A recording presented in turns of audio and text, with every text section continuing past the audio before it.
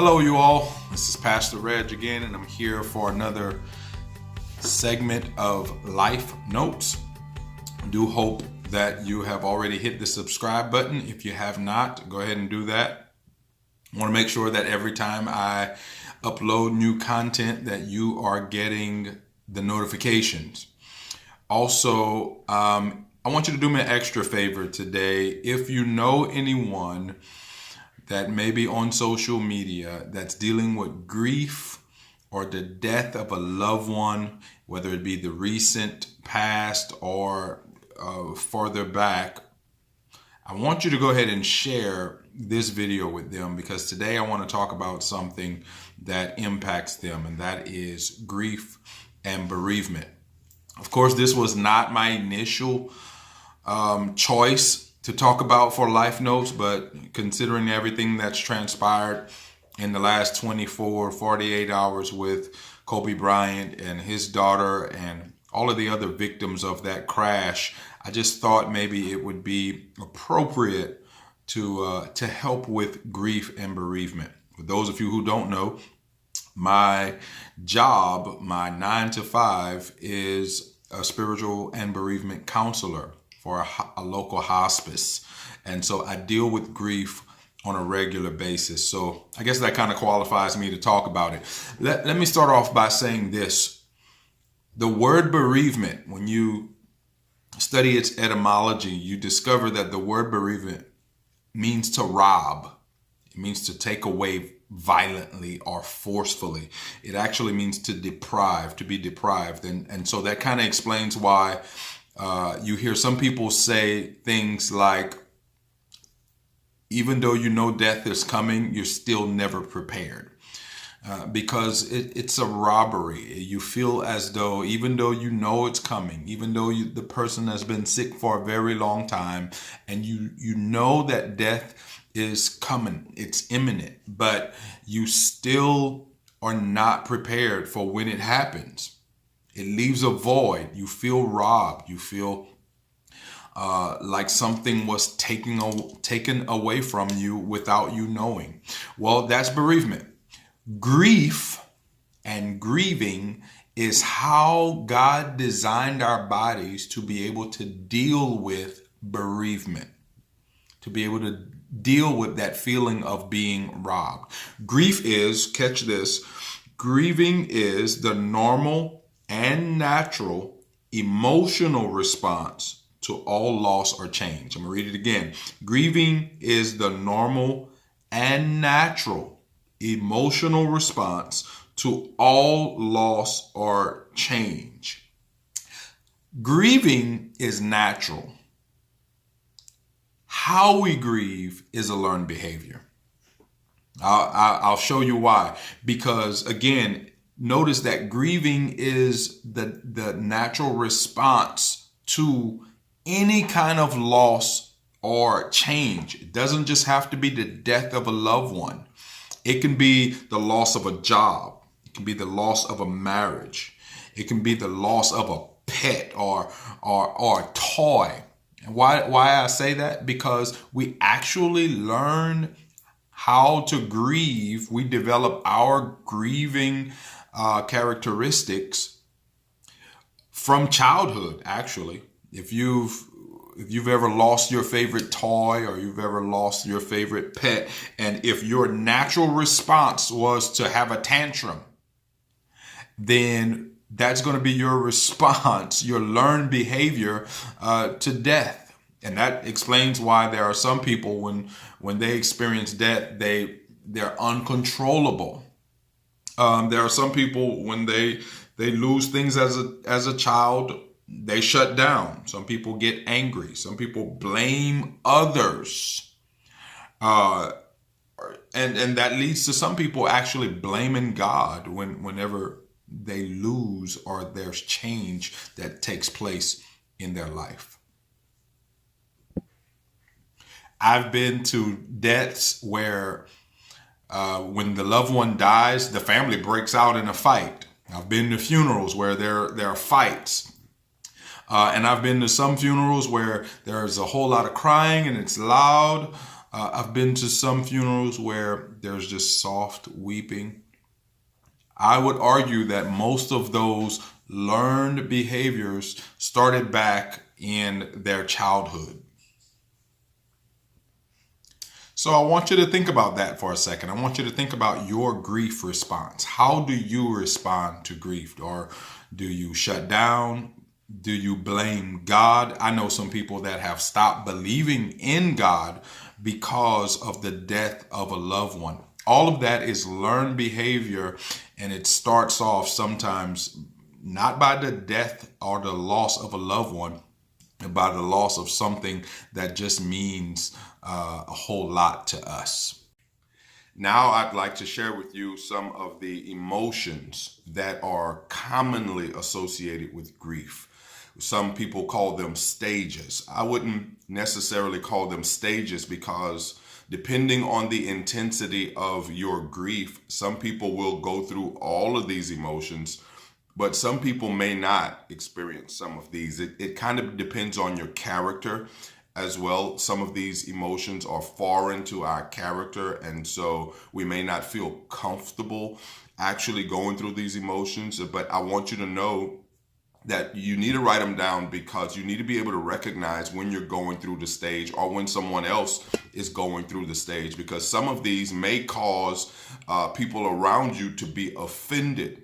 And if you don't understand that this is a stage, this is a process that they're going through, then you may be offended by some of the things that people that are grieving will actually do. So again, I want you to write these down. These are in no particular order. It doesn't mean that these are the steps that you're going to go through. It just means that if you're grieving, you're going to experience some of these, if not all of these emotions commonly associated with grief. Here we go. Acceptance, shock. Now, don't look for shock to happen right away. Sometimes shock may happen later on. Hope, denial, sadness, confusion. What are you confused about? Well, sometimes we're just confused about how this whole thing happened, why it happened. We're afraid to ask the question why. Relief. Of course, relief would be towards the end of the grieving process. Bargaining. Anger. Now, I want to pause right there with anger, because anger is one of those emotions that we feel like we don't have the right to express, or it's very uncomfortable when the person who is grieving goes through this stage. It's very important that you realize that if you don't allow them to go through the stage, then you prolong the grieving process, especially with children. You know, we have a tendency to believe that children don't have the right to be angry.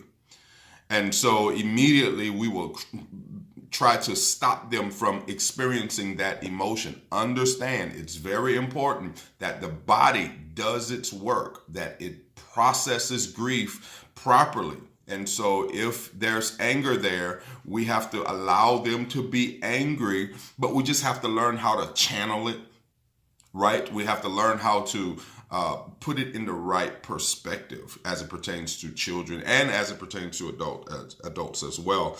The next one is fear. And then there is blaming. I know we've had people who blame the person who died. We've had people blame God.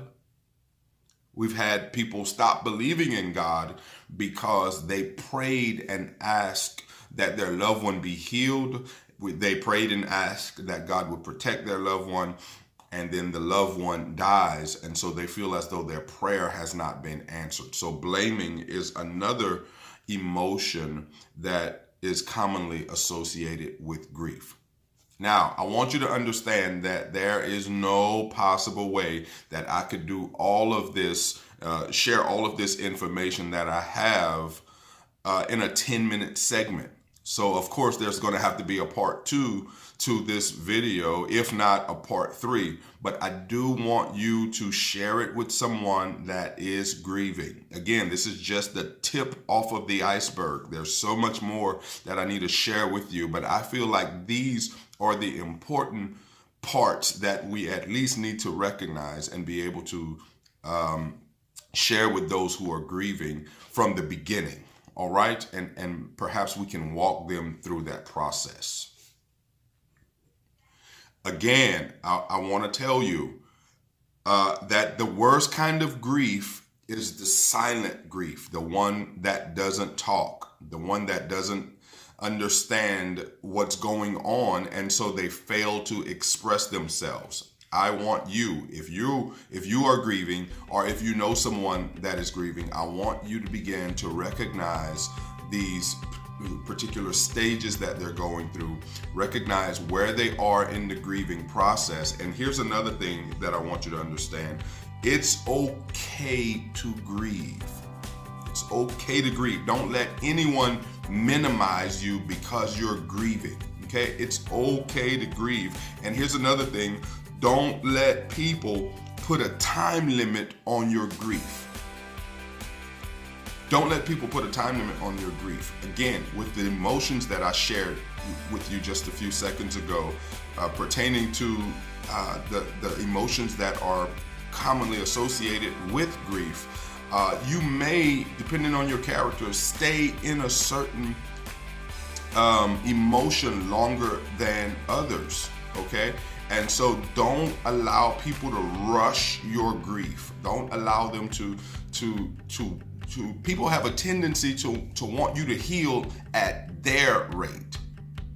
And it doesn't work that way.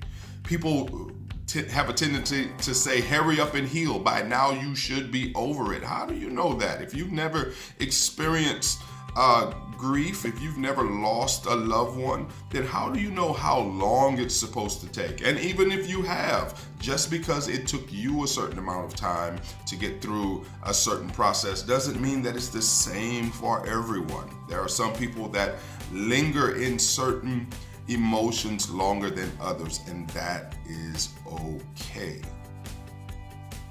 Well, I'm way over my time, so as usual, I want to close with a prayer.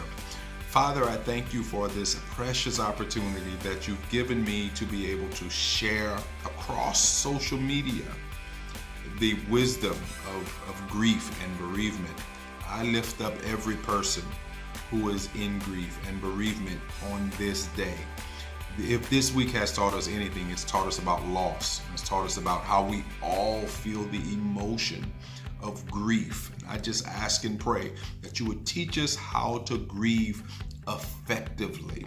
We've been taught the wrong way. And I just ask and pray that you would enable us to grieve with healing being the intention. I ask and pray for every spouse who's grieving, for every child who's grieving the loss of a parent, for every parent who's grieving the loss of a child. Touch them now. Only you can mend those broken hearts. I ask and pray these blessings in Jesus' name.